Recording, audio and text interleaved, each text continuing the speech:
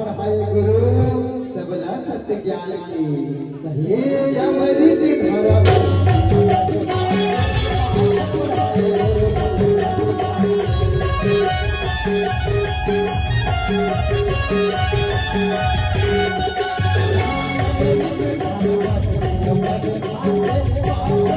Thank you.